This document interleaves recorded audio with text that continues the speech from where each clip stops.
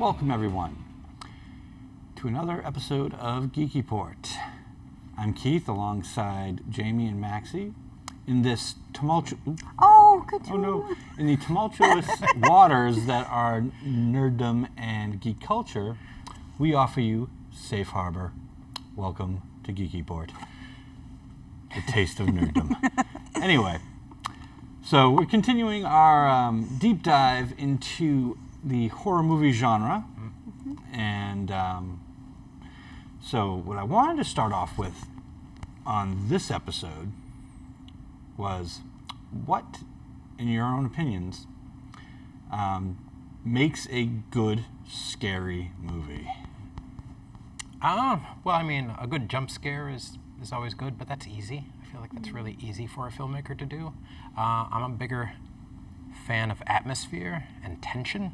I think if you can keep your audience tense during an entire horror film, A Quiet Place was really good for that, I thought, where like the danger could come from anywhere. Someone could just trip on something and then suddenly the whole house is surrounded by carnivorous demons. Or aliens? They were aliens, right? They were like monsters, I thought. But where are they from? I don't know. I guess it's not important. It's not important. They're just They're just going to eat you, set that's the all that matters. plot in motion. If you make them... Yeah, I would say, tension. Yeah. So, yeah, it's like the kind of that suspense, that tension. You never know when it's going to get you. Right. For me, it's simplicity. I'm one who doesn't... I'm fine with jump scares. I'd prefer to not have jump scares.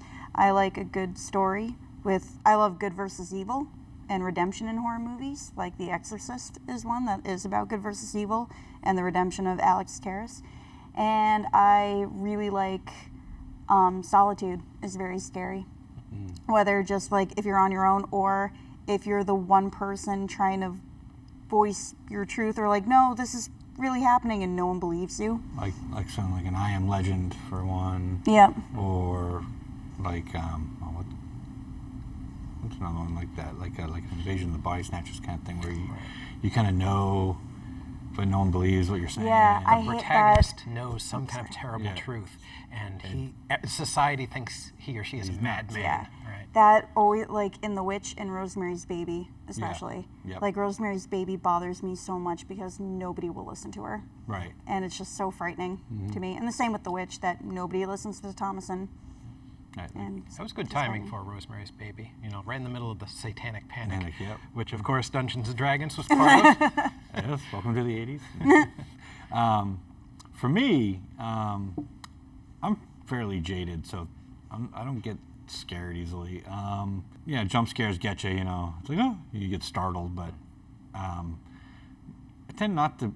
I don't really like horror movies, to be honest, because I just find them kind of tedious. Because, like I said, I'm pretty jaded, and I don't really get scared. I'm like, oh, okay, that's kind of neat. You like horror as a genre. Yeah, oh, like yeah. You watch Stranger Things. Yeah. We had a whole horror-themed Dungeons but and I- Dragons adventure. but I don't But like the violence, the gore, Yeah, like that, I'm I desensitized find- to I that. find I can boring. watch that and be like, yeah, okay. Like a Friday the 13th Right. or Nightmare on Elm Street, which are cool movies. Yeah. I'll watch them. I think they're kind of neat. They don't scare me. Yeah. Yeah. You know? No, I enjoy stuff like that. That it's like it's I think- almost like I think it's silly, the almost. The kind of things that you were talking about, the more psychological things, kind of, you know, I don't know if they scare me, but they certainly They bother get me a little more tense. It's unsettling. Yes. I like to be disturbed by a horror movie than scared, because Yeah. I feel like if you're disturbed, that Well, it stays makes with you you think. longer. Yeah. It makes you think a bit more. Well, especially with a viable threat that's presented in a horror movie, like Jaws, which I think it would be horror. yeah. Jaws fits the horror genre. But yeah, Psycho. especially living on Cape Cod, Yeah, we know that well, sharks are a right threat. now, we're Hey, we we're live swimming in their Jaws home, every man. single day right now. We're swimming in their home. That's don't right. forget. That's right. But like Psycho. Yeah, yeah, that's plausible. Even though the most disturbing part of that movie, because I am one for simplicity, is not the shower scene. It's the very, very... You guys have seen Psycho, right? Yeah. Okay. The very, very end, spoilers, when Norman is completely mother, and when the cop brings in the blanket, because they're like, oh, he says it's cold, and they bring in the blanket, and Norman just says thank you in his mother's voice. Yep. That bothers the crap out of me. It creeps you out a lot. I love that though. I'm like, ugh. Yeah, and then movies. I also like kind of the.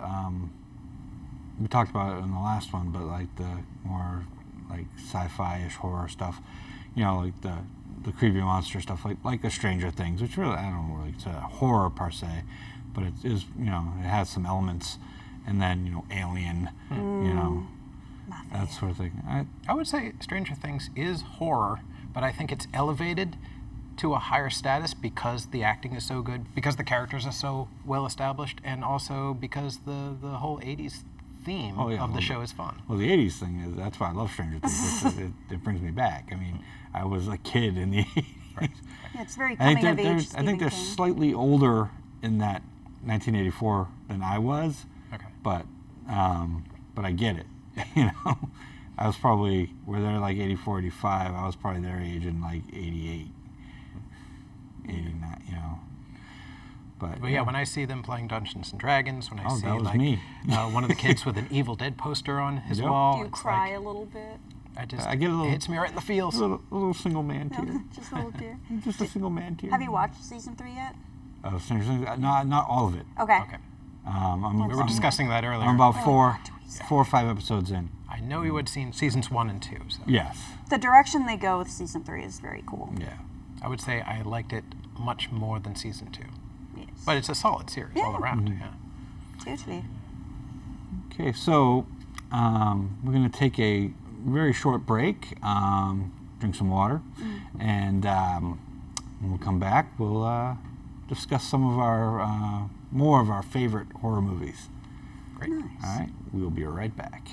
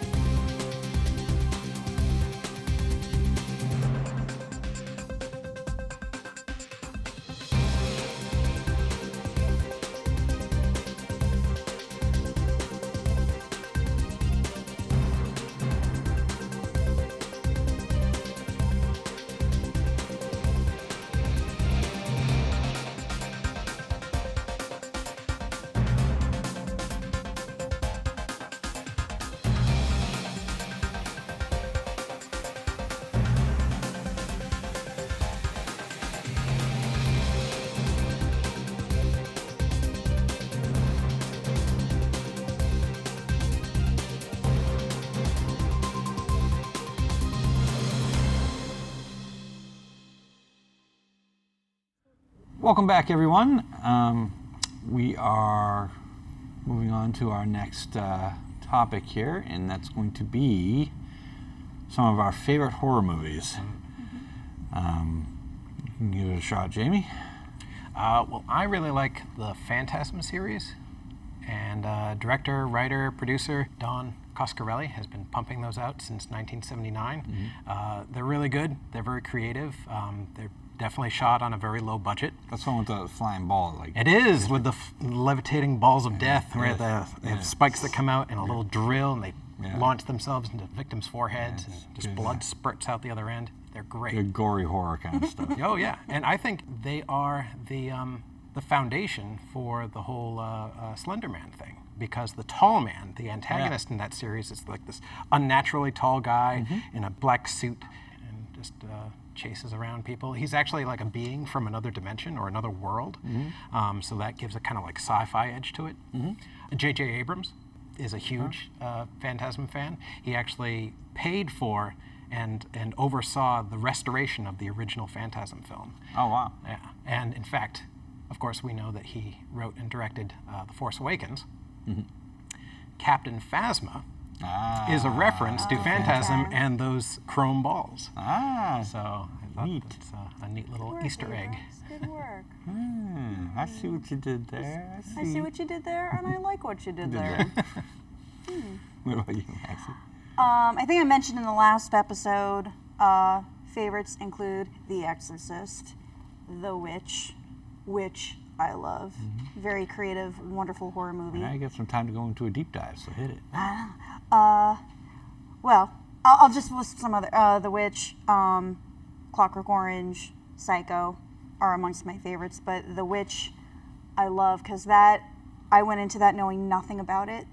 And by the end of that movie, I was on the verge of tears because I was so uncomfortable, but I wanted to see it right away again. Wow. And it was beautifully written, beautifully acted, beautifully directed, written and directed by Robert Eggers. He's from New Hampshire, and he was the production designer for years and loves Shakespeare and folk tales, and the script was very much inspired by New England folk tales of witches and everything, and it was just brilliant movie. I don't want to rave too much about it. I don't want to build it up too much because I don't like when people do that, but it's on Netflix. Oh, it is? Yes. I have to check it out. And a film like It's that is very, just... and it's very simple, Yeah. but it's very, there's really not a lot of special effects in it, but it just bothers you. Yeah, The very horror comes psychological. from the thick, menacing atmosphere. Like the woods themselves almost become a character in it. Yeah, well, I mean, a lot of it has to do with the family, too. It has to do with this family unraveling, and again, not believing their daughter, Right. who's trying to proclaim innocence. And it's like, Right. if these parents aren't going to believe their daughter, who else will? Yeah, no one else will, right? Yeah, And but it everyone in it is just amazing. It doesn't feel like a Hollywood film either. Like it's shot with all natural lighting. Yeah. The language is all like authentic 17th century English. Yeah. You know, what the settlers would have spoken in. If you like Shakespeare, you'll like this film. Yeah, all practical effects. Very cool. Yeah, not a lot of CGI. I mean, they use CGI in it, but it's for like so erasing- well done. It's for erasing It's- like it's- strings or yeah, green yeah. screen or It's very subtle. yeah. Yeah, solid They did a acting all around. Amazing film. Great soundtrack. Yeah, the it's just like you just hear women just like I listened to that exclusively when I was learning my lines for Macbeth. perfect. I think it set the mood well. There you go. Definitely, most definitely. All right. How about you, Now, Keith? for me, I have a couple. Like I said, I'm not huge into horror, so I'll go back to like my childhood a little bit, the things that scared me when I was a kid. So the original Poltergeist, I saw that in the theater when I was a little kid. Because my older siblings decided this will be fun. Let's take our 8-year-old brother to go see Poltergeist.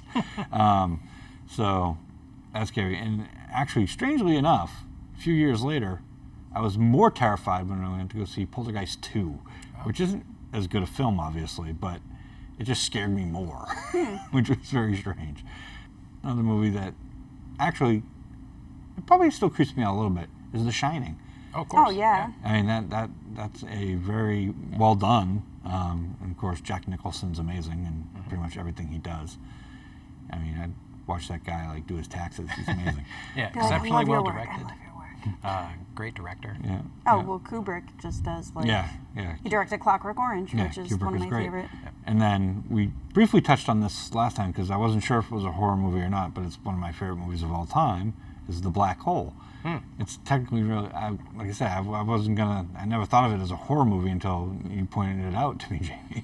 I'm like, oh, okay, I can see some of it. It's got the suspense, it's got the mystery going on, and You know, I was just picturing more of a sci-fi thing, but If you take, what's the captain's name of the ship? Captain Reinhardt. Yeah, he is like in like a horror movie context, he would be like a warlock or an evil priest. Yeah. Because he has like a virtual army of zombies at his disposal. Definitely like Maximilian, the murderous android. He would be like a demon or some kind of other monster in any other kind of horror film. Right. But since it's like, I don't know, I would hesitate to call it cosmic horror. Yeah. We have to go to another break. That was quick. It was quick. This show's moving along. So we will be right back. Everyone knows, in an emergency, you call 911. And do you remember calling 411 for information? But what do you know about 211? If you need help feeding your family and don't know where to turn, you should call 211. If you're a veteran looking for specialized services in your area, you should call 211. If you're unemployed or underemployed and don't know how to find the best opportunities for you, you should call 211. 211 is a free and confidential service that helps people across North America find the local resources that they need. No matter the time or day you find yourself needing help, a trained professional is ready to connect you to the community services around your area. Call 211 or visit 211.org and let us help find you the resources that are right for you. And if you represent a local nonprofit, civic organization, support or advocacy group, or other service agency, you should know if you are signed up with this important and free service.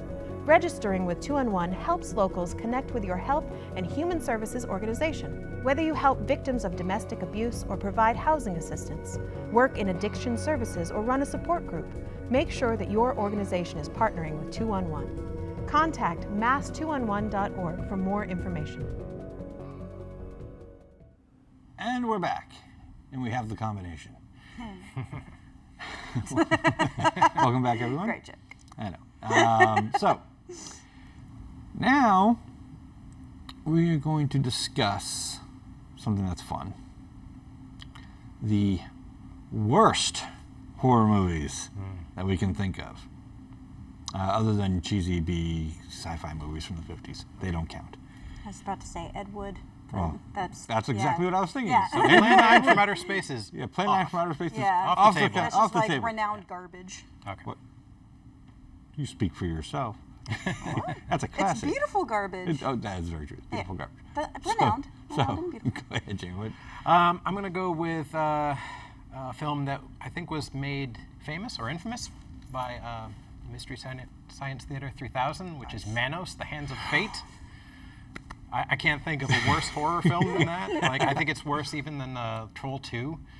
Oh, that's high praise. Yeah, so didn't mean to steal your thunder if you're going to do Troll 2. Maybe I was, Jamie, but you know what? I guess I can anymore. Awkward. No. Made things awkward. But No, no, but- Manos is just, it's terrible. There's like literally the first half of the movie is just a road trip. It's just like car footage. And then when they get to, I think it's a motel, and they find out that it's run by a satanic priest and his satyr faun half demon accomplice, Torgo.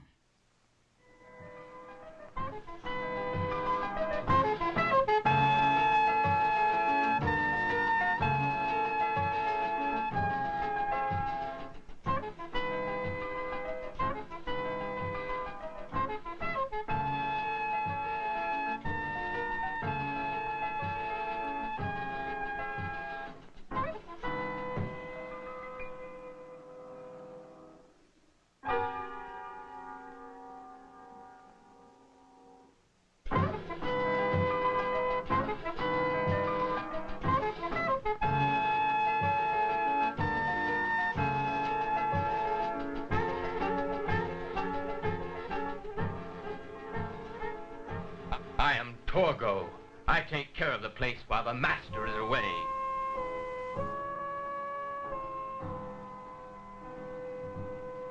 But the child, I'm not sure the master would approve, or the dog. The master doesn't like children. We only want to know where Valley Lodge is. Which way do we go? There's no place like that around here.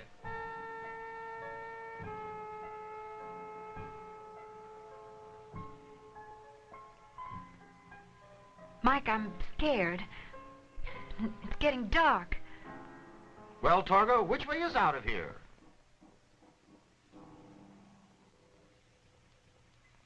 There is no way out of here.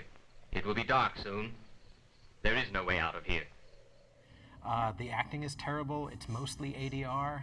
It's shot terribly. It's not scary in the slightest. Oh, like one of my favorite things about the MST3K, rip on it is that when the only thing you can do to make fun of the movie is to say its title. It's like Manos, the Hands of Fate. Yes, Jim. Manos. Yeah, or I think people would even recognize Torgo's theme song at this point, because they played that a lot in MST3K, and it just became just part of the experience.